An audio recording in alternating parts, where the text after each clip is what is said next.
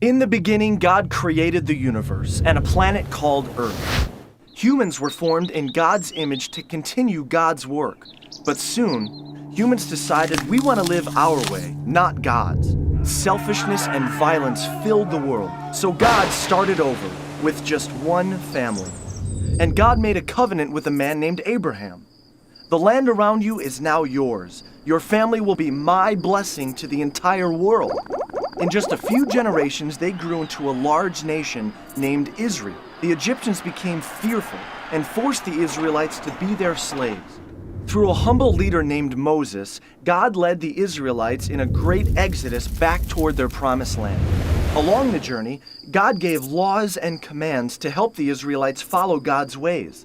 Finally, after 40 years of struggle and complaining in the desert, the Israelites arrived back home in the promised land.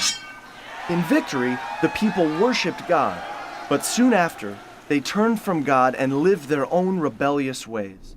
This became a pattern from generation to generation. Israel's greatest judge was Samuel. He followed God's ways and spoke for God as a prophet. He told Israel that God was the only king they ever needed. But they desired to be like the corrupt nations surrounding them and insisted, "We want a human king who we can see to rule over us just like the other nations." So Samuel found a man named Saul to be Israel's first king. His reign began well, but before long, Saul stopped following God's ways and made many bad decisions.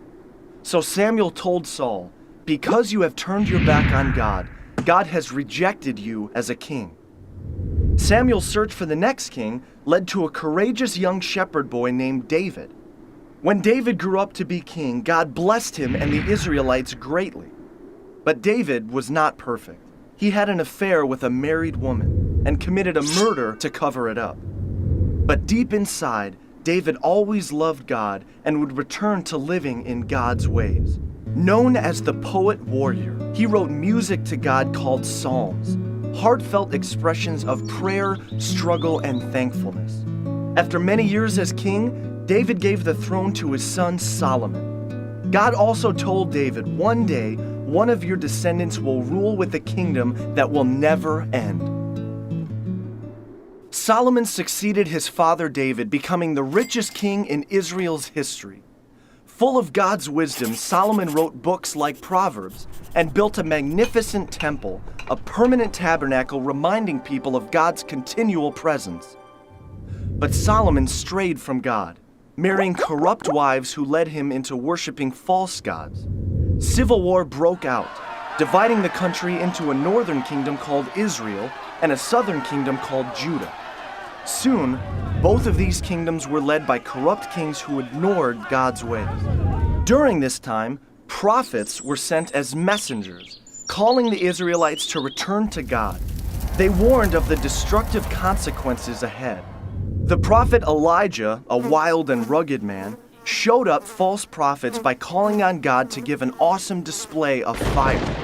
The prophet Elisha followed him, bringing a boy back to life by causing him to sneeze. These prophets challenged the Israelites and their kings to return to God's better ways. But the Israelites would not listen. Distracted in their own rebellion, other nations swept in and conquered both of the kingdoms of Israel and Judah. God's people were forced out of the promised land, and many were taken away to be slaves once again. The temple was destroyed, and the people lost everything.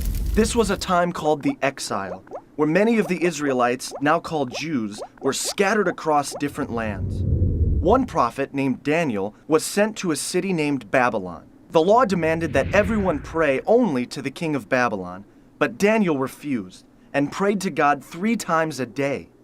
So Daniel was thrown into a pit of hungry lions. But God closed the mouths of the lions, and Daniel emerged the next morning without a scratch. Though scattered, God was still watching over the Jewish people, and God gave them hope, speaking through the prophet Jeremiah's words. "I'll make a new covenant with the people of Israel, returning them to the promised land and filling their hearts and minds with my ways."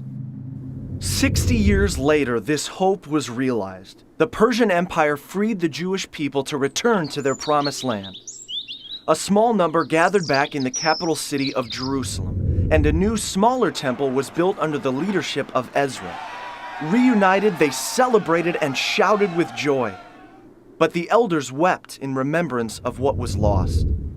Prophets like Malachi and Isaiah pointed to the future and a coming king, a Messiah, one who would fully restore Israel and bring a new kingdom of peace. So the Jewish people waited and hoped, and God would not speak through the prophets again for 400 years.